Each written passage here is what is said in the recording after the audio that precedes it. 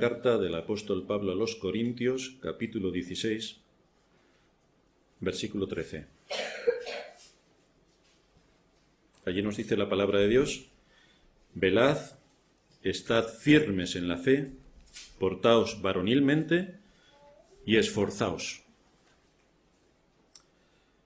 En nuestra época, como ocurre continuamente a lo largo de la historia, encontramos una presión frontal para derrocar a Dios de su trono, empezando por despojarle de su papel creador, anulando lo que Él nos ha dejado en su legislación, de manera que los 10 mandamientos no valen para el mundo en el que vivimos en absoluto, pervirtiendo su palabra cuando se predica, o mejor, anularla completamente porque no la queremos ni escuchar. Y lo más triste de todo es que esto se combate no solo desde las filas impías que no creen en Dios, por lo tanto es natural que no quieran saber nada de Dios. Lo más triste es que se combate especialmente entre aquellos que se llaman cristianos. Esto puede parecer que no es así, pero os voy a poner un ejemplo. El próximo año se van a cumplir el 500 aniversario de la Reforma Protestante. Muchos de los que la van a celebrar, por no decir todos, no aceptan ninguna de sus doctrinas, pero la van a celebrar.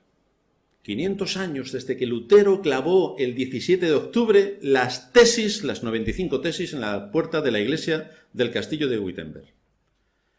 Pero todo lo que dijo Lutero y lo que después consolidó Calvino, que no venía sino a traer todo lo que a lo largo de la historia las pequeñas iglesias, reductos de iglesias, fueron transmitiendo de generación a generación, tomado especialmente del apóstol Pablo y de toda la enseñanza apostólica, de todo lo que allí se expuso, las iglesias de hoy no creen absolutamente nada. Entonces, ¿cuál es el aniversario que van a celebrar cuando no creen nada de lo que se descubrió en la Reforma? Esta es la perversión total a la que asistimos.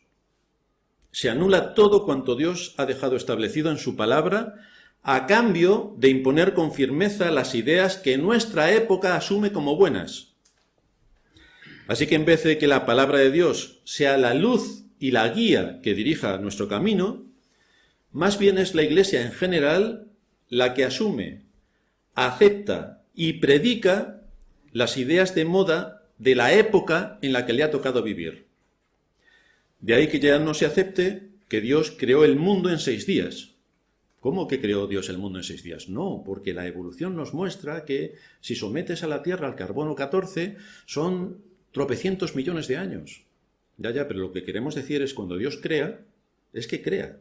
Cuando Dios creó a Adán, no lo creó siendo un bebé y después con el paso de tiempo llegó a ser Adán. No, Dios creó a Adán con 30 y pico años. ¡Clac! Y si nosotros, ya lo hemos dicho, y está en nuestra confesión de fe, si nosotros somos médicos, van a ir con su jeringuilla y le hacen un análisis de sangre, verá que Adán tiene 30 y pico años. Y Adán te dirá, no, que a mí me han creado hace un instante. Pero si tú me analizas, yo tengo 30 y pico años. Pero no es así. A mí me han creado hace un instante. Y lo mismo ocurre con la creación de todo el mundo. Tú puedes someter al carbono 14 las piedras y nos dirán que tiene 65 millones de años. Pero ocurre lo mismo que con Adán. Es que fueron creadas. Por eso Dios es el creador. Y por eso la doctrina a la que nos expone la Escritura es que Dios creó por su palabra todo cuanto existe. Y parece que tenía más historia, pero es que por eso es Dios creador, porque en un momento trae a la existencia lo que antes no existía. Pero en vez de que las iglesias acepten la palabra de Dios, la rechazan tajantemente. Por eso decía que no aceptan que Dios creó el mundo en 6 días, para nada. Ni aceptan, por supuesto, que el día de reposo sea un mandato establecido por Dios en la creación y luego ratificado en el 4º mandamiento. Tampoco, el día de reposo es para que hagas lo que quieras, no para que lo guardes y te entregues a la adoración pública a Dios. No, es para que te vayas de compra, te vayas a la playa, arregles el coche, limpies la casa, para hacer las 1000 cosas. Esto desde ámbitos cristianos. Curiosamente me comentaba Sharon el otro día que, como sabéis, el lunes pasado fue fiesta nacional, fue fiesta en toda España. Y había un movimiento poderoso en las redes para que nadie fuese a comprar en ese día, lunes, festivo, porque los pobres trabajadores tenían que trabajar un día festivo y se hizo una gran dimensión a través de los medios sociales para que nadie fuese a trabajar, para que nadie fuese a comprar en los centros comerciales el lunes porque era fiesta. Ahora, ¿habéis oído algo para que eso se haga el domingo? ¿Una presión semejante para que no se trabaje el domingo, que es el día del Señor? No, vivimos en un mundo impío. Por lo tanto, la fuerza es para que la gente no trabaje en los días festivos entre semana. Pero el domingo, por supuesto que pueden trabajar, pero la misma Iglesia lo dice. Hombre, por supuesto, si tienes que trabajar, pues tranquilamente te vas a trabajar o a hacer lo que tú consideres el domingo, porque el domingo es el día comodín para hacer lo que quieras. Esto desde la Iglesia. Claro, si esto se mantiene desde la Iglesia, os podéis imaginar el alcance que esto lleva a otras áreas de doctrinas que tienen que ver con las Escrituras. Por eso también estamos enseñando y estamos volviendo a recordar cuáles son las enseñanzas que nos muestran las Escrituras respecto a los géneros. Los géneros. Dios creó al hombre. Dios creó al ser humano. Y a la hora de crear al ser humano a su imagen y semejanza, hizo distinción, un hombre y una mujer.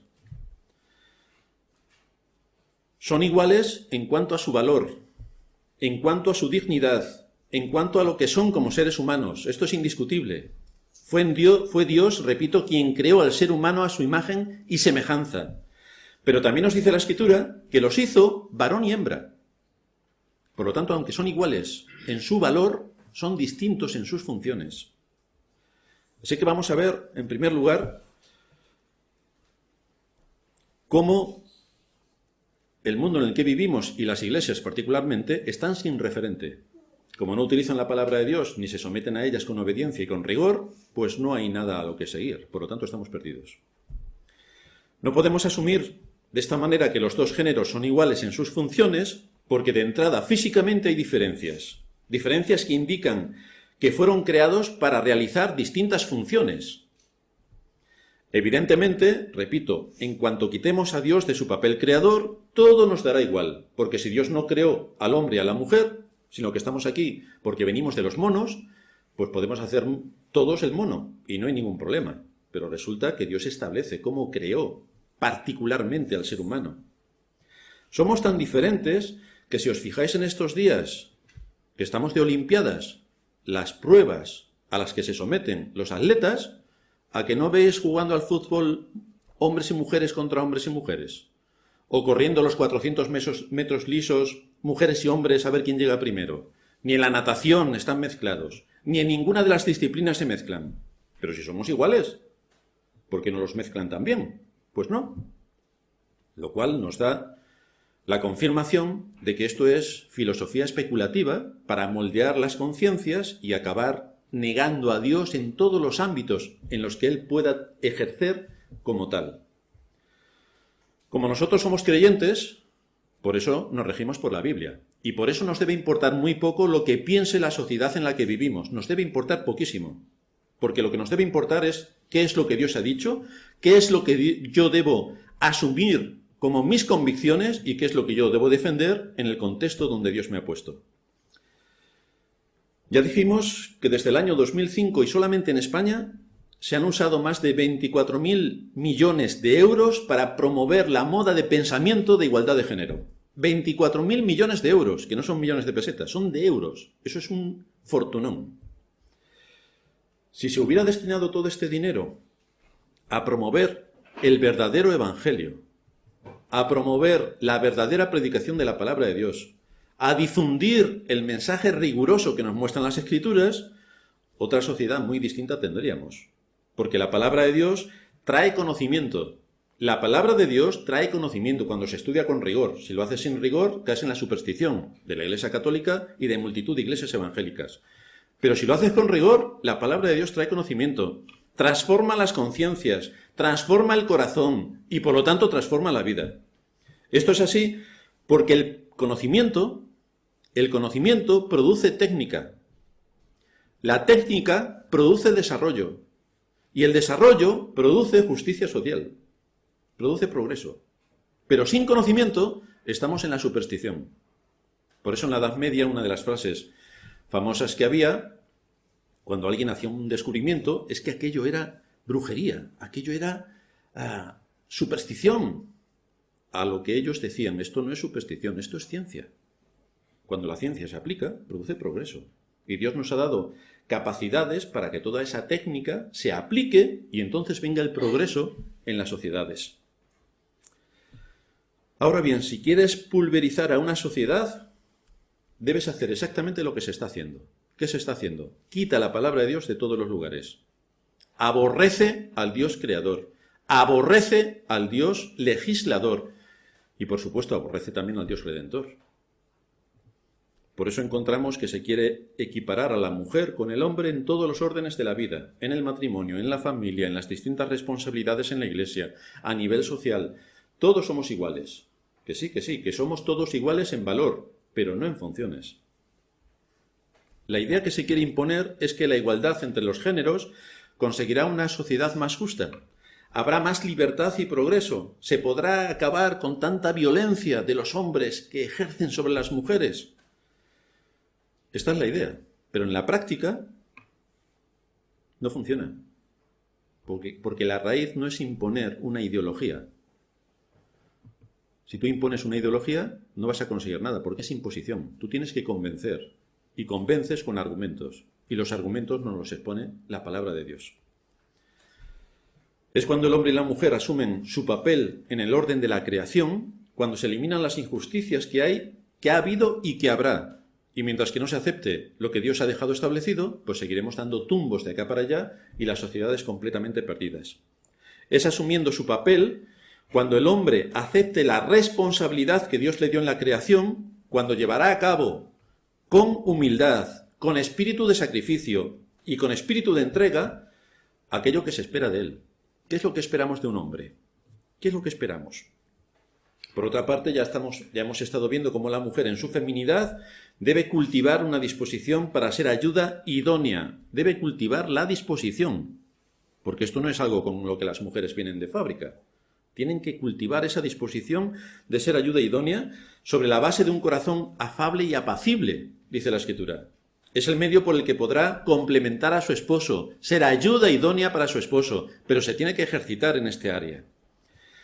Y un hombre dominado por esa responsabilidad a la que la Biblia le expone, y una mujer gobernada por ese espíritu a la que la Biblia la llama, van a producir familias sanas, lo cual se traduce en iglesias sanas, y lo cual alcanza a países sanos. Cuando el hombre lidera bíblicamente en su familia, podrá también liderar bíblicamente en la iglesia. Y es el medio que Dios ha establecido para la expansión y el progreso del Evangelio en el mundo, con base al testimonio de una vida de un hombre que ejerce su papel responsablemente en su casa y luego ejerce ese papel responsablemente en la iglesia. Es así como Dios ha establecido que desde la iglesia se transmita la luz a la generación en la que nos ha tocado vivir. Esta es la responsabilidad de todos, los varones. Atención a los varones. Lo que hago en mi familia se traslada a mi iglesia. De manera que si en mi familia manda mi mujer, ya puedo saber por qué en las iglesias hay mujeres pastoras. Es una imitación una cosa de la otra. Si soy líder en mi familia, si me esfuerzo, si me sacrifico, si amo a mi familia, todo esto implica el liderar, amar, sacrificarse y ponerme esforzadamente para satisfacer las necesidades de mi familia. Es exactamente eso lo que también podré traer para que produzca fruto en el contexto de la iglesia. Dios bendecirá a mi familia y Dios bendecirá a la iglesia en la que me ha puesto por mi trabajo. Allí podré llevar a cabo también la obra de responsabilidad que se reclama de cada creyente. Es entonces cuando yo aporte mis recursos, mi tiempo, mi energía, mi liderazgo en la iglesia donde Dios me ha puesto, cuando la iglesia crece, cuando la iglesia se desarrolla, cuando la iglesia tiene las capacidades que necesita para enfrentarse al mundo, para predicar el Evangelio, para utilizar todos los recursos y proclamar la palabra de Dios hasta donde Dios les abra puertas. Pero si alguien piensa que esto es solo un asunto del pastor, que para eso está el pastor,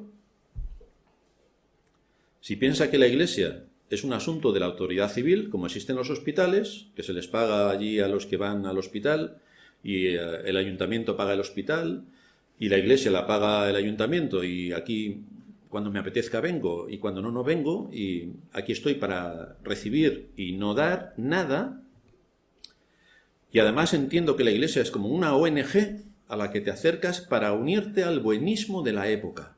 Qué buenos somos, de verdad, que traemos 1 kilo de arroz al mes y se lo vamos a dar al negrito de la esquina, pobrecillo, que no tiene trabajo, y ya con eso nos quedamos satisfechos. Si alguien entiende que la iglesia es el medio por el que mi autoestima se eleva, porque todos me dicen, ¡ay, qué buen chico eres! ¡Ay, qué buena persona eres! Y todos me dicen, ¡ay, qué bueno eres!, debería pensar en otras cosas, porque el tema no está en su sitio. Si la iglesia es el lugar donde me lo paso bien, si es todo esto que hemos dicho, es que no sabes lo que es una iglesia. Ni idea. Más bien lo que sabes es lo que es una iglesia católico-romana, que es así. Pero estamos en una iglesia protestante, ceñidos con rigor a lo que la palabra de Dios nos muestra, en contra también del 90% de las iglesias que se llaman evangélicas, que tienen de evangélicas lo que nosotros de marcianos. Nada de todo lo que generalmente creen las iglesias es lo que enseña la palabra de Dios. Por eso nos exponemos cada domingo a ver qué es lo que dice la palabra de Dios. ¿Cuál es la enseñanza con rigor que debemos atender para defenderla con fidelidad y con integridad en el medio en el que Dios nos ha puesto? En este mundo, en nuestra generación, ¿cómo vamos a defender la fe y las enseñanzas bíblicas? Cuando Cristo nos imparte la fe de la cual Él es el autor, lo hace en base a la obra poderosa de su Espíritu, que toma la palabra predicada y la aplica. La aplica a la conciencia, la aplica al corazón. El que Cristo nos otorgue el perdón de nuestros pecados y la vida eterna no es para decir, qué bien, qué bueno es el Señor que me ha dado esto. ¡Hala, hasta mañana! No. Es que ahora, con todo lo que Dios te ha dado, ¿qué vas a hacer? Es decir, si llega un hermano y te da 1 millón de euros, no es para que digas, bueno, ya no voy a trabajar el resto de la vida. No, ponlo a trabajar. Parábola de las 10 minas. El Señor te ha dado capacidades. ¿Para qué te las ha dado?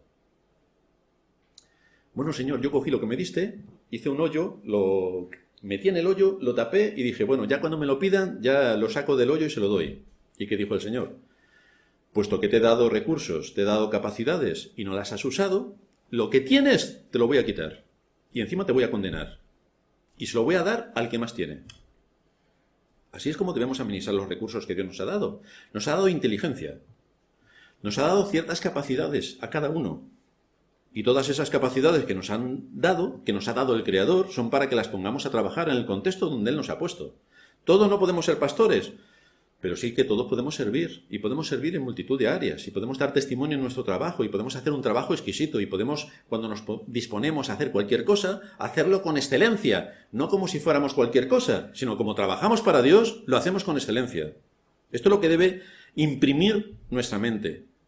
Así que no es solo decir que creo en Dios, sino que esto conlleva implicaciones prácticas que afectan a cómo pienso, cuál es mi proceso de razonamiento. Porque si yo no razono bien, sin lugar a dudas voy a hacer las cosas mal. ¿Cómo hablo? Lo estábamos escuchando antes en el sermón de Sorín. ¿Cómo son mis palabras? ¿Es para edificación de los que me rodean o siempre estoy con jijiji, jajaja? ¡Qué aburrimiento! Cuando tienes 5 años te vale, cuando tienes ya 50, ¡qué aburrimiento! ¿Cómo actúo? ¿Cuál es mi forma de actuar? ¿Cuál es mi conducta? ¿Se puede observar en mi conducta que soy una persona sabia por cómo tomo las decisiones y cómo actúo dependiendo de la situación en la que estoy? La Escritura alcanza y afecta todas las áreas de mi vida. En lo que respecta al papel del hombre, que es el que estamos tocando, debemos recordar por la enseñanza bíblica que tenemos una responsabilidad los hombres, una responsabilidad vital sobre nosotros mismos, sobre nuestra esposa y sobre nuestros hijos, y que esto también alcanza a la Iglesia. Eso es lo que todo hombre debe saber, esté casado o no. Eso es lo que todo hombre debe saber. Un descuido o falta de atención en este tema, lo primero que produce es que la luz del Evangelio se apague. Señor, te pedimos que seamos luz, pero claro, luego actuamos en contra. Pero si queremos ser luz, esto lleva implicaciones. Normalmente no me van a gustar, porque todo lo que supone que es un deber me duele, le duele a mi carne. Pero es que si yo quiero ser luz, tengo que hacer cosas para evidenciar que hay luz. Señor, yo quiero que tú dirijas mis pies, pero que el Señor dirija mis pies no es que yo vaya por donde yo quiero ir. Por lo tanto, va a ir en contra de lo que yo quiero hacer. tengo que someterme a por donde Dios quiere que vaya. Si no prestamos atención a cuáles son nuestras responsabilidades, no podremos aportar nada al reino de Cristo. Señor, haznos útiles al reino de Cristo. Hasta la semana que viene, hermano. Nos estamos equivocando. Que la palabra de Dios afecta a todas y cada una de las áreas de nuestra vida, cada uno de los minutos que estamos vivos. Por mucho que te llames cristiano, si en tu familia no se dan las mínimas características de una familia cristiana tal y como enseñan las Escrituras, tu labor, aportación y esfuerzo para la expansión del reino de Cristo queda hecho añicos. No aportas nada. Eres un inútil. Esto es importante que lo recordemos. La mayor responsabilidad que tenemos los cristianos varones es contribuir al reino de Cristo, en la expansión de su palabra, en el contexto de la Iglesia, que es desde donde debe salir la luz y el conocimiento. Y si olvidamos que esta es nuestra responsabilidad, es porque antes hemos olvidado también que esta es nuestra responsabilidad en nuestro hogar. Porque si no lo traemos a la Iglesia, es que tampoco en nuestro hogar funciona. Y por lo tanto, si en nuestro hogar no funciona, nuestro hogar está abocado al fracaso y nuestra Iglesia, gracias a nosotros, también. Nos podemos poner muchas medallas, pero no hemos aportado nada al reino de Cristo. Ya hemos dicho en otras ocasiones que una gran parte importante por la que muchas mujeres quieren ser pastoras y son pastoras es porque en su casa ejercen de varón. Y por lo tanto poco les importa la palabra de Dios, porque al cambiar las funciones, todo se cambia en todos los ámbitos. Lo que haces en tu casa se traslada a la iglesia. En tu casa no haces nada, en la iglesia tampoco. Si tu labor en la familia no ha sido la de ser líder, si no has aplicado una disciplina correctiva y formativa, si no has enseñado a tus hijos en el temor de Dios, es que has fallado en lo fundamental. Has fallado en lo fundamental. No se trata de que tu familia reconozca que eres bueno, porque algunas mujeres y esposas dicen, qué bueno es mi marido, hace todo lo que yo le digo. Muy bien. Interesante. No se trata de que seas bueno, se trata de que cumplas con tu deber. De eso se trata. De que cumplas responsablemente delante de Dios con tu deber. Existe una desorientación tan grande por la desidia del propio corazón del ser humano, por la falta de enseñanza que hay en las iglesias, por la presión social a la que estamos sometidos, que tenemos que pensar, como nos dice la televisión o los medios de comunicación social, que hay muchos hombres que no tienen ninguna carga para guiar a sus familias. Piensan que se guían solas. No tienen ninguna carga. No se sienten con el peso sobre sus hombros en cuanto a la responsabilidad de guiar y formar a los suyos. No, ya para eso van a la escuela. Sí. Fíjate de la escuela y verás tú cómo acaban pensando. Muchos no aportan su liderazgo a la iglesia para contribuir a la expansión del evangelio porque su gran preocupación es descansar. Pobrecitos. Tienen que descansar también los maridos, las mujeres no. Tienen que estar 24 horas trabajando, 7 días a la semana, día de Navidad incluido. Pero los hombres, con todo lo que trabajamos, necesitamos descansar. Entonces, como tanto descansamos cuando vamos a casa, pues cuando venimos a la iglesia, ¿por qué no vamos a seguir descansando, verdad? Pues todos tan tranquilos, que trabaje el pastor. Y así nos encontramos con las iglesias. La responsabilidad para otros, pero yo no. Sin embargo, no es esto lo que nos enseñan las Escrituras. Los jóvenes están asumiendo en nuestra época que la responsabilidad como líder en su futuro hogar no es algo que tenga que ver con ellos, ¿no? Samuel, Daniel, Martín, los jóvenes que no tiene nada que ver con nosotros. Cuando hablemos de esto, cerréis los oídos, empecéis a hablar solos, no tiene nada que ver con vosotros. Eso es para vuestros padres, que son mayores y que tienen que trabajar. Pero vosotros, comodidad. Así que como no tienen nada que ver con ellos, si algún día se casan, cosa que está por ver, actuarán bajo sus caprichos y deseos. Y es que ahora, si no son conscientes de que deben guiar, cuidar y proveer a los suyos y aportar a la iglesia ese carácter de líder, ¿qué es lo que van a aportar en sus hogares? Quizá piensen que para eso está su mujer. Claro, mira, mi mujer, que vaya a trabajar y traiga un salario a casa. Y así yo descanso más, efectivamente. Y además tiene que hacer todas las cosas del hogar, como lo hace mi madre. Así que cuando yo me case, mi mujer va a trabajar fuera para ganar dinero y encima va a hacer todo lo que hace mi madre. Así que será la mujer la que lidere el hogar con recursos económicos para que los señoritos vivan cómodamente, no se vayan a herniar, porque ya a ciertas edades hay que cuidarse. Entonces ellos realmente no son conscientes de toda la que se le avecina, pero si son conscientes de algo es que trabaje mi mujer y así todo está más tranquilo.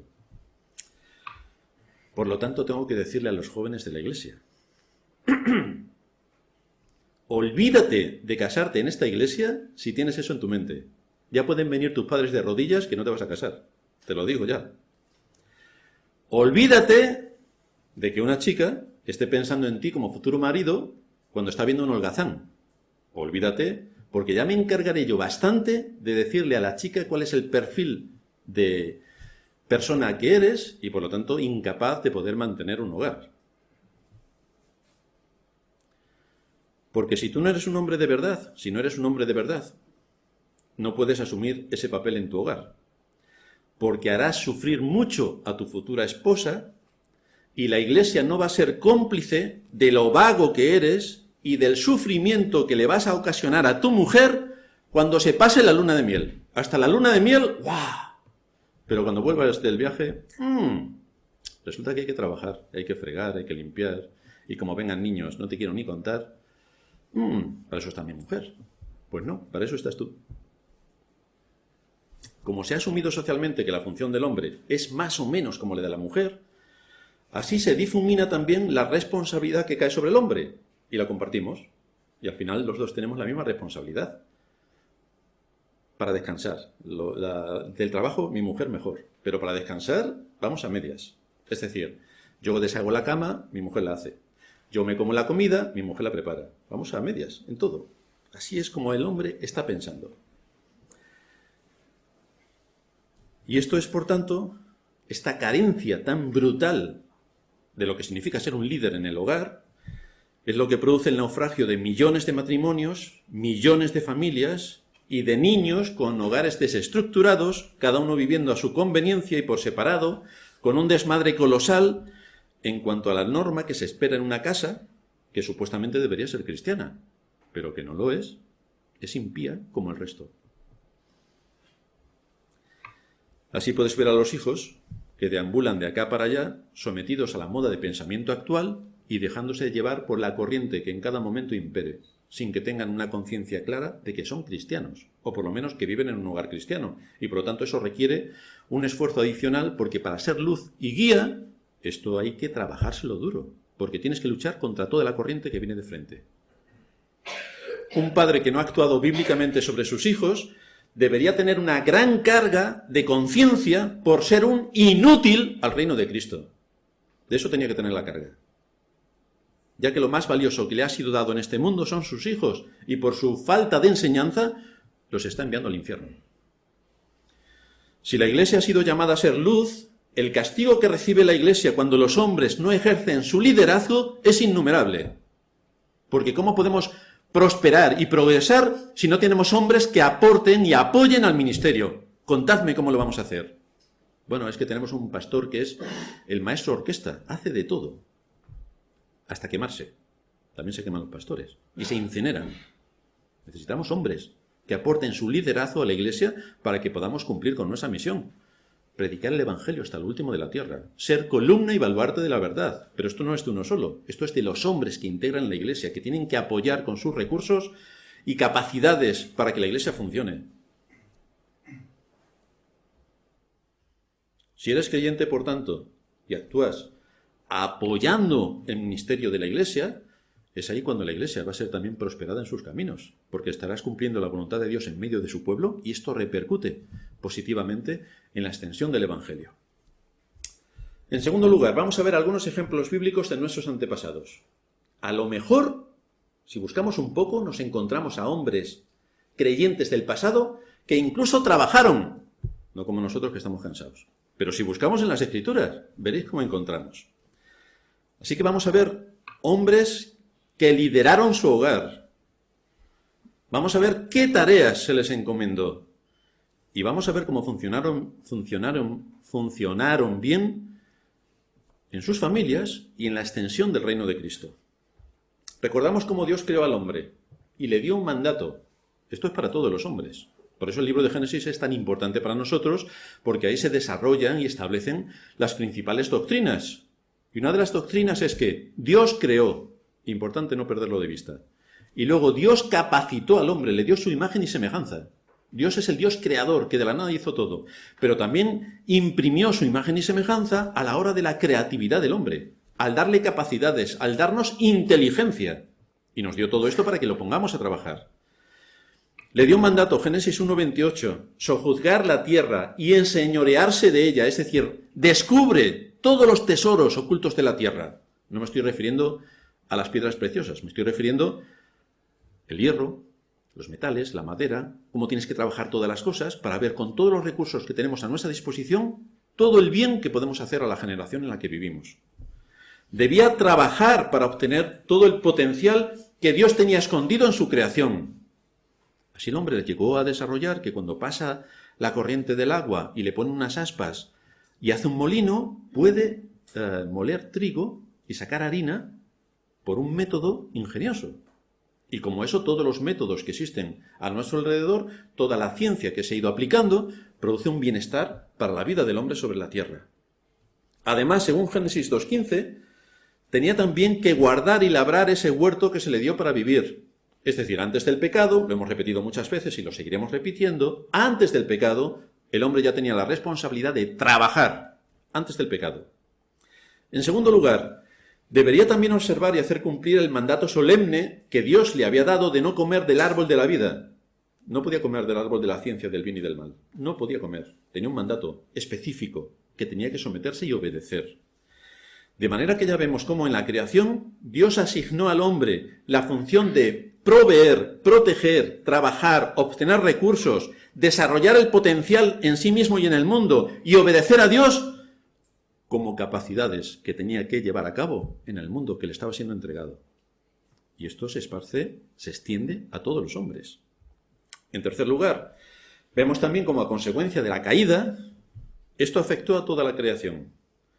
Afectó al hombre mismo, de manera que su entendimiento, que podía desarrollar un potencial incalculable, quedó entenebrecido y ya no tiene el alcance que antes tenía. No es que ya no puede pensar, sino que tiene la mente entenebrecida. Ya no piensa con lógica racional, no. Ya entran otros factores en su mente. En Génesis 6 se nos describe cómo la decadencia espiritual afectaba a toda la raza humana. Dios vio que el corazón del hombre estaba dispuesto a hacer continuamente el mal, de manera que Dios determina un juicio, el diluvio. Y viene el diluvio. En cuarto lugar, por su gracia, a pesar de la maldad del hombre, Dios debía ser fiel a su promesa dada siglos antes, cuando le dijo a Adán que de su simiente vendría la salvación. La serpiente morderá el talón de la mujer, y la mujer, la simiente de la mujer, herirá de muerte la cabeza de la serpiente, refiriéndose a cómo Cristo, con su muerte, mató directamente todo el poder de Satanás, que llevará a cabo en el fin del mundo. Entonces Noé, encontramos a Noé, su papel, lo hemos repetido también en muchas ocasiones, y vamos a recordarlo. Noé se responsabiliza. Dios le dio un mandato. Va a venir un juicio, tienes que construir un arca para salvarte tu familia y tú. Va a venir un juicio. Noé se responsabiliza. Noé lidera.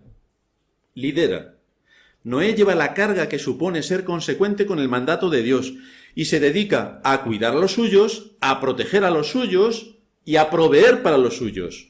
Y en ese contexto Dios le da una promesa de bendición. Génesis 6:18. Estableceré mi pacto contigo y entrarás en el arca tú, tus hijos, tu mujer y las mujeres de tus hijos contigo.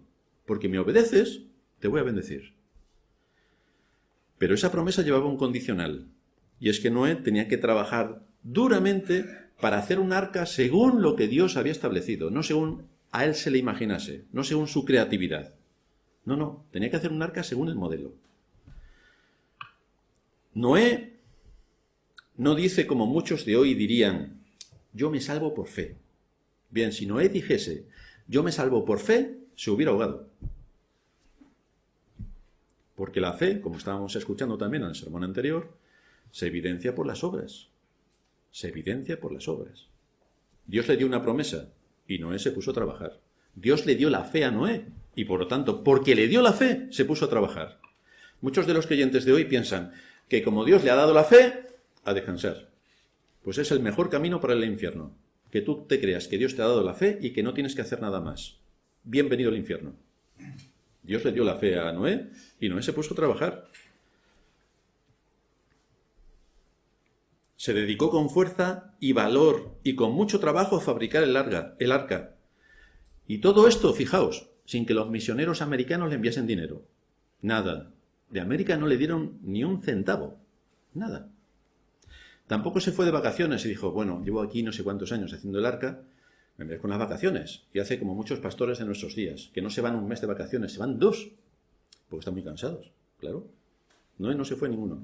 Ni dijo, voy a llamar a mis amigos que están por aquí aburridos, que vengan a suplirme 2 meses que me voy de vacaciones. No se nos dice que Noé se fuera de vacaciones. Estuvo allí hasta que cumplió su trabajo. Noé era el responsable de su familia, de su esposa y de sus hijos. Trabajó duramente para asegurar la salvación de los suyos, en base a la promesa de Dios, y Dios cumplió su promesa, y él y su familia fueron salvados del juicio que Dios trajo sobre la tierra. Así que, a los hombres, hazte una pregunta. ¿Estás trabajando duramente como hombre para asegurarte la salvación si estás casado en tu casa de los tuyos? Y si no estás casado, ¿estás cumpliendo con tu deber con aquellos que te rodean? Muchos dirán, yo es que tengo mucho trabajo. Se lo vamos a preguntar a Noé. Oye, Noé, ¿tú tienes mucho trabajo? Porque tienes 8 de familia, 7 de familia más tú, y tienes que proveer para toda tu familia. Eso significa trabajar. Y además de proveer para toda tu familia, tienes que hacer un arca. Solito. Ponte a trabajar. Y si este es el ejemplo que vemos en Noé, ¿por qué razón cuando nos miramos al espejo parecemos fantasmas? Porque allí no hay nada en el espejo. Miramos al espejo y no hay ninguna cara. Qué curioso. Pensamos que todos los trabajos los hicieron nuestros antepasados porque ellos tenían superpoderes. Nosotros que somos humanos no tenemos las capacidades que ellos tenían. Si nosotros pensamos esto, realmente nos estamos engañando y estamos dejando que Satanás manipule nuestras conciencias para no hacer nuestro deber. Llega el momento de definir la línea genealógica de la que vendría el Salvador. ¿Y qué hace Dios? Llama a Abraham, de la tierra de Ur de los caldeos, idolatría total. Y cuando Dios le llama y le da el don de la fe, fijaos lo que nos dice Génesis 18:19. Asume su responsabilidad delante de su familia por lo que Dios le ha dado. Yo sé que mandará a sus hijos y a su casa después de sí, que guarden el camino de Jehová haciendo justicia y juicio, para que haga venir Jehová sobre Abraham lo que ha hablado acerca de él. Así que encontramos a Abraham también, que era un líder, y se evidencia en que no permitió que ni su esposa ni sus hijos le quitasen la responsabilidad que él tenía en su hogar. Él dirigió, él lideró a los suyos en el temor de Dios. No les lideró para decir, yo aquí soy el amo y todo el mundo hace lo que yo digo. No. Les guió en el temor de Dios. Es entonces cuando pudo esperar razonablemente que Dios le bendijera, porque se sometió a lo que Dios demandaba de su responsabilidad en cuanto a su familia. Esto nos muestra que si tú no lideras, si no asumes tu responsabilidad, si no pones el temor de Dios en el corazón de los tuyos, no debes esperar la bendición de Dios. Para nada. ¿Por qué me pasa esto? ¿Por qué mis hijos son tan desobedientes? Pues tienes que analizar los antecedentes y recordar que la ignorancia de ley no exime de culpa. ¿Has sido consecuente con Dios y con su palabra? ¿Has sido consecuente? ¿Has hecho aquello que se espera de los que han conocido la verdad? ¿Has actuado como líder en tu hogar? Porque si analizas con seriedad todo lo que nos expone la Escritura, sabrás identificar si lo que está ocurriendo es porque realmente en tus hijos no está la salvación, o si es un juicio de Dios por tu conducta. Eso es lo que tienes que analizar. Porque Dios envía juicios sobre su pueblo. Eso es lo que tienes que analizar. Josué, un ejemplo típico de hombre con valor. Ante la presión social del pueblo, Josué plantea una cuestión. Josué 24:15. Si mal os parece servir a Jehová, porque todos vais, que queréis lo que queréis, si mal os parece servir a Jehová, escogeos hoy a quién sirváis. Si a los dioses a quienes sirvieron vuestros padres, y aquí podríamos decir, si queréis servir a la sociedad del momento, que os da todo lo que vosotros queréis según vuestro malvado corazón, si queréis servirles a ellos, pues si queréis servir al Dios vivo. Pero yo y mi casa serviremos a Jehová. Este es el mandato. Pero fijaos bien que no dice Josué, ante un mandato de Dios, no ante lo que a él le parece. No, ante un mandato de Dios. Josué no dice, se lo voy a preguntar a mi mujer a ver qué le parece a ella, si tenemos que servir a Dios o no. Porque, en fin, tengo también a la suegra, que no deja de estar ahí incordiando de vez en cuando, le pone mal corazón a mi mujer y al final no puedo hacer nada. Así que voy a preguntarle a mi mujer. Tampoco dijo, voy a preguntarle a mis hijos a ver qué les parece. Vosotros ya sabéis que cuando nosotros éramos pequeños, cuando íbamos a cenar, nuestra madre nos decía, vamos a cenar. Y se acabó la historia. Ahora las mamás, cuando vamos a cenar, dicen, hijo mío, ¿qué quieres que te prepare de cena? Vaya diferencia. Con lo cual el niño adquiere el hábito de lo que yo diga es lo que se hace. Cuando nosotros, los de mi edad, éramos pequeños, dile tú a tu madre que te prepare otra cena distinta a la que hay. Que te vas a enterar dónde acaba el plato, entero. Pero hoy no. ¿Qué quieres, niñito, de cenar? Entonces, si uno tiene 3, 4, 5, 6 niños, vamos, esto es el restaurante de mamá. Y cada uno su platito distinto. Pues es lo que está haciendo aquí Josué. Hay un mandato específico en las Escrituras acerca de cuál es el camino que tengo que seguir. Entonces, ¿vosotros queréis ir donde queráis? Pues podéis ir donde queráis. Pero yo y mi casa, sin preguntarle a mi mujer ni a mis hijos, este es el camino por el que vamos a seguir. Evidentemente, si tus hijos tienen 20 años y siguen su camino, no empieces a los 20 años para decirles que tienen que ir por otro camino, porque ya has perdido el tiempo. O sea, ya lo has tirado todo por la borda. Así que ahora es tiempo de que tú te arrepientas. Pero lo que has hecho con tus hijos ya no tiene remedio. Eso es importante que lo tengamos en cuenta. Si nuestros hijos son adolescentes o niños, todavía podemos trabajar con su alma. Pero si ya son jóvenes que han pasado incluso la adolescencia, poco vas a poder hacer ya. En tercer lugar, hay un mandato específico que nos está aquí el apóstol Pablo. Esforzaos y sed valientes. Es la conclusión que él cierra con esta carta. Tras dar directrices a la iglesia para corregir los desvíos y desórdenes que en la iglesia de Corinto era para echarles de comer aparte, Pablo concluye con este mandato: portaos varonilmente. Y este es un verbo que se traduce con 2 palabras en nuestro idioma, pero que en griego original es solamente una palabra la que se utiliza. Sé un hombre, varón, sé un hombre. Sé un hombre, no para mandar, sino para servir, ejerciendo tu servicio en el contexto de la palabra de Dios. Piensa y actúa como es característico de un hombre. ¿No eres un hombre para los juegos y para la diversión? Pues para lo otro también tienes que ser un hombre. ¿Qué virtudes son las características que distinguen a un hombre? ¿En qué rasgos masculinos estaba pensando el apóstol Pablo? Bueno, en que tuviera músculos y tuviera pectorales, tabletas. Yo tengo tablet, pero otros tienen tabletas. Entonces, ¿estaba pensando en esto el apóstol Pablo? Pues no es una cuestión de tener un cuerpo atlético, sino más bien tiene que ver con el carácter. Sé un hombre en cuanto a tu carácter. Como el espíritu afable y apacible es lo que equipa a una mujer para ser femenina, el mandato para esforzaos y sed valientes es lo que caracteriza a un hombre para ser masculino. Tú eres un hombre, esfuérzate y sé valiente. Eso es ser un hombre. Pero no es a Pablo a quien se le ocurre cómo deben ser los hombres, porque Pablo nos está explicando el Antiguo Testamento. Generalmente es lo que está haciendo, está abriéndonos las Escrituras para que podamos profundizar más cómo se aplican las Escrituras a la vida. Fijaos lo que el Señor le dice a Josué en el capítulo 1 del libro de Josué, versículo 6. Esfuérzate y sé valiente, porque tú repartirás a este pueblo por heredad la tierra de la cual juré a sus padres que le daría a ellos. Solamente esfuérzate y sé muy valiente para cuidar de hacer conforme a toda la ley que mi siervo Moisés te mandó. No te apartes de ella ni a diestra ni a siniestra, para que seas prosperado en todas las cosas que emprendas. Nunca se apartará de tu boca este libro de la ley, sino que de día y de noche meditarás en él, para que guardes y hagas conforme a todo lo que en él está escrito, porque entonces harás prosperar tu camino y todo te saldrá bien.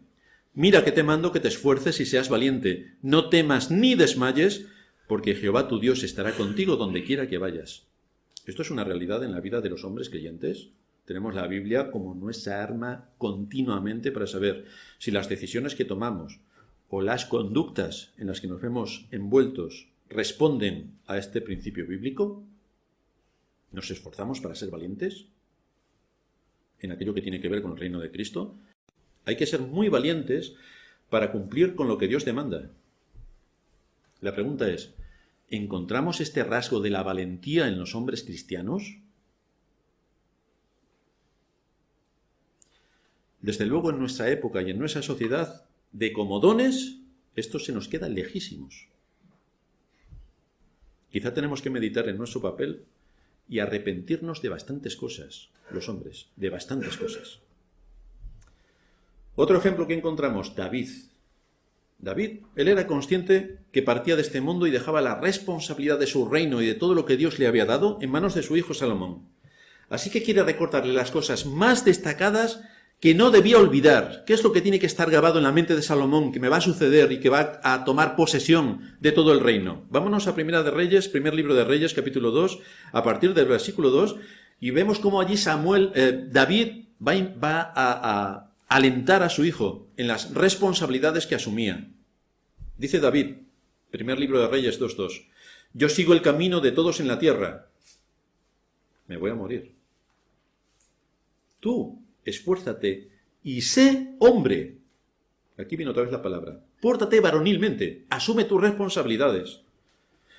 Guarda los preceptos de Jehová tu Dios, andando en sus caminos y observando sus estatutos y mandamientos, sus decretos y sus testimonios de la manera que está escrito en la ley de Moisés, para que prosperes en todo lo que hagas y en todo aquello que emprendas, para que confirme Jehová la palabra que me habló diciendo, si tus hijos guardaren mi camino, andando delante de mí con verdad, de todo su corazón y de toda su alma, jamás, dice, faltará a ti varón en el trono de Israel. Luego vemos que desobedeció y vemos que la promesa no se cumplió por su desobediencia. Pero esta es la promesa de Dios. Esfuérzate y sé hombre. En muchas ocasiones este término se refiere al estado que tenían que plantear los soldados que estaban en la batalla. Es decir, si estás en medio de la batalla con 100.000 delante, vamos, el primero que se mueva lo mato. Vamos a por el enemigo, no vamos a salir corriendo. Se está refiriendo a asegúrate el valor porque estás en medio de una batalla con un enemigo delante que lo tienes que combatir. Pero aquí en el texto se refiere y se asocia al valor y a la determinación para asirnos de la palabra de Dios, para afirmar la palabra de Dios en el corazón, para luchar con ella frente a todos los enemigos que nos van a presionar para que no hagamos lo que debemos. La presión social, porque está en la moda de hoy y por lo tanto tienes que asumir la moda de hoy y vivir como la moda de hoy, me refiero a la moda de pensamiento, tienes que pensar como hoy se piensa, con todos los asuntos buenistas de los que hoy se piensa. Tienes, por supuesto, que sufrir y asumir la presión que puedas tener por tu engañoso corazón, que te va a estar manipulando en todas las cosas que quieres hacer y te va a convencer de que no las hagas porque estás muy cansado. Tienes que asumir también la presión que vas a tener por tus propios intereses, porque quieres salir por aquí porque te interesa y sabes que no debes. La presión general del pecado que nos asedia por todos sitios. Tienes que asumir un montón de presiones. Hace unos meses estaba Anaís haciendo prácticas con las emergencias sanitarias y teníamos que salir muy temprano de casa. Bueno, a las 6 menos cuarto me levantaba. Para las 6 nos teníamos que ir. Yo pensé, desde las 6 hasta las 8, que me iré a trabajar voy a correr todos los días dando vueltas a la urbanización, que tenemos allí algo excelente. Bueno, el primer día llovió. Dije, qué pena, ha llovido, no puedo ir a correr. El segundo día seguía lloviendo. Vaya mala pata con las ganas que tengo yo aquí de hacer ejercicio y estar corriendo aquí hasta las 8 que me vaya. El tercer día dejó de llover, pero estaba todo el suelo mojado y había barro. Dije yo, bueno, me voy a poner las zapatillas de pena, cuando entre en casa seguro que se me olvidan y Sharon me da el rapapolvo del siglo. Así que lo dejo. El cuarto día, quinto día, bueno, a ver si la tierra todavía está muy húmeda. Lo voy a dejar por un poco más adelante. ¿Sabéis qué pasó cuando terminaron los 2 meses de pruebas de Anais? No fui a correr ningún día. Todos los días tiene excusas. Eso es lo que pasa cuando algo no nos motiva, cuando algo no nos llena. Nos da igual. Y siempre ponemos excusa para no hacer lo que debemos. Debería correr, pero vamos, corro en el coche que es más o menos igual. Pero hay cosas que uno las tiene que hacer porque sí, porque es su deber delante de Dios. Pero cuando empezamos a poner las excusas que pone el pastor para correr, mal camino. Mal camino. Si las excusas y las justificaciones son lo frecuente en nosotros, estamos completamente perdidos. En Primera de Crónicas, capítulo 28, versículo 10, vemos otro momento de David con Salomón. Y le pide lo mismo, pero ahora para acometer la obra de edificación del templo. Mira pues, dice David, ahora que Jehová te ha elegido para que edifiques casa para el santuario, esfuérzate y hazla. ¿Por qué te crees que esto se lo dice a Salomón y no te lo dice a ti?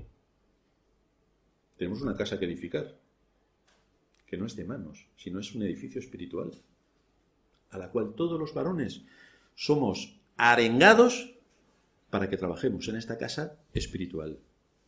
Esfuérzate y hazla. Es tu responsabilidad como hombre. Aporta tus recursos y tus capacidades al reino de Cristo en el contexto de la Iglesia. Porque es desde la Iglesia desde donde tenemos que anunciar el mensaje de Cristo y de su palabra. En Ageo capítulo 2, versículo 4, encontramos al Señor hablándole a su pueblo a través del profeta Ageo. Y le dice,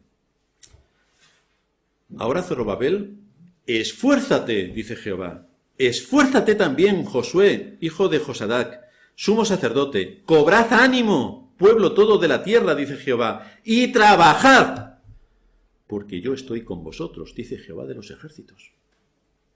Palabras de ánimo, palabras de guía. Sabemos cuál es el camino. Tenemos que andar por él. El Señor insta a su pueblo a que se esfuercen, a que trabajen por cumplir lo que se espera razonablemente de ellos, que alimenten sus almas con esta determinación, que cobren ánimo, porque es nuestro trabajo. Cuando nos presentemos delante del Señor, ¿qué le vamos a decir? Señor, yo estaba en una iglesia, pero éramos pocos, me aburría soberanamente y no trabajé porque estaba cansado. ¿Crees tú que vas a ser una buena argumentación la que puedes presentar delante de Dios con lo que te ha dado y lo que se espera de ti en cuanto a tus capacidades para ponerlas a trabajar en el reino de Cristo y llegues diciendo que estabas muy cansado? En iglesias pequeñas como la nuestra, el ánimo es lo primero que se pierde. Vamos a tener estudio bíblico. 3 y el pastor. Nosotros queremos aprender más de la Biblia, como ya os he comentado una persona que vino por aquí. Por fin encuentro una iglesia reformada. Por fin. ¿Tienes culto? ¿Hay culto tal día? Sí, sí. ¿Y culto tal otro? Sí. ¿Y de oración? Sí. ¿Y estudio? Sí. ¿Y el domingo? Sí. ¡Qué bien! ¿El domingo por la tarde a las 6? No. Entonces ya no puedo ir. Ah, interesante. Tenemos todos los abanicos de posibilidades y justamente es como el que está vendiendo. No sé si alguna vez os habéis encontrado vendiendo, pero vamos. La señora te pide de todo y cuando le has dado de todo te pide algo que no tienes. ¿Y es lo que quería? Pues lo podía haber dicho la señora desde el principio y no habernos dado tantas vueltas. Ahí está Luismi que sabe de qué le estoy hablando. Pero es así lo que le ocurre al ser humano. En iglesias pequeñas como la nuestra, el ánimo es lo primero que se pierde. Todo parece una pesada losa. ¡Wow! Cuando vamos a reunirnos para llevar a cabo algún estudio, el culto de oración, alguna responsabilidad de trabajo, algo que hay que hacer en las diversas cosas que son necesarias en la iglesia, aparece el cri y necesitamos fuerza y empuje para hacer todos los asuntos. Si estuviéramos en una iglesia con 200 jóvenes y 600 mayores y otros 300 ancianos, estaríamos todos con las pilas puestas. Pero lo que no debemos olvidar es una cosa, que nosotros estamos en el contexto de la iglesia para honrar a Dios, no para ver si somos 100 o 500 o 27, sino que nuestro propósito es honrar a Dios, donde Él nos ha puesto en su providencia para honrar su nombre. Y es ahí donde tenemos que trabajar, en el contexto donde Dios nos ha puesto. El Señor le dice lo mismo a la gente de la época de Isaías. Estaban allí, estamos solos, no hay quien nos ayude, somos pocos. Y el Señor les dice, fijaos, Isaías 15:3, 35:3. Fortaleced las manos cansadas, afirmad las rodillas endebles, decidle a los de corazón apocado, esforzaos, no temáis. He aquí que vuestro Dios viene con retribución, con pago. Dios mismo vendrá y os salvará. No necesitamos 5.000 en la iglesia. Necesitamos que Dios esté con nosotros, nada más. Si somos 3, 33 o 3.333, eso es lo de menos. Nos ayuda a nivel de la carne. Pero aquí ya estamos para servir a Dios en espíritu y en verdad. Para adorar a Dios en espíritu y en verdad. Por lo tanto, son otras cosas las que nos deben motivar y es ahí donde tenemos que centrar la enseñanza. Continuamente vemos en las Escrituras estas palabras de ánimo, para que hagamos nuestro deber, para que asumamos la responsabilidad independientemente de los que seamos. Y esto es lo que debe caracterizar al varón. Esta fuerza y vigor interior, su carácter resolutivo y su disposición para asumir el papel de líder y poder avanzar resolviendo las cuestiones en su casa primeramente y después también en la iglesia. Carácter de líder y resolutivo. De líder y resolutivo. La semana pasada estaba Ramón en casa y le digo, no nos funcionan los altavoces de arriba. Hoy ya están arreglados. Resolutivo. Si tenemos que decir las cosas 528 veces, no vamos a ningún sitio. Resolutivo. Líder, resolutivo. Si eres líder y no eres resolutivo, es que no eres líder. Porque los que lideran, resuelven. No presentan más problemas o no se duermen. Si lideras, resuelves. Estamos ante una de las virtudes esenciales de lo que constituye un hombre.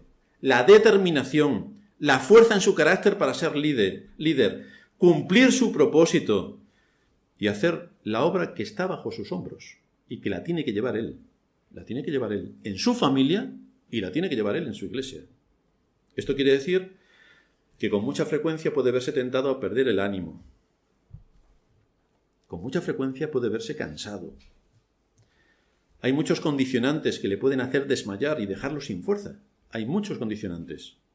Por eso Dios nos anima, nos alienta y nos consuela diciéndonos, ten ánimo,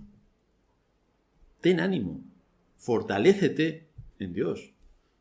Que sepas que esta es una batalla que tienes que luchar y que si miras a tus antepasados en la fe, la tuvieron que luchar también. Por lo tanto, descansa en Dios, toma fuerzas en Dios y cumple con la labor que Dios te ha encomendado en medio de su iglesia. Así es como la iglesia prospera. Así es como todos nos sentimos nutridos. Así es como podemos cumplir con el papel que Dios le ha dado a la iglesia en este mundo. Ser columna y baluarte de la verdad. Para ello necesitamos hombres. Hombres de verdad. Vamos a terminar en oración.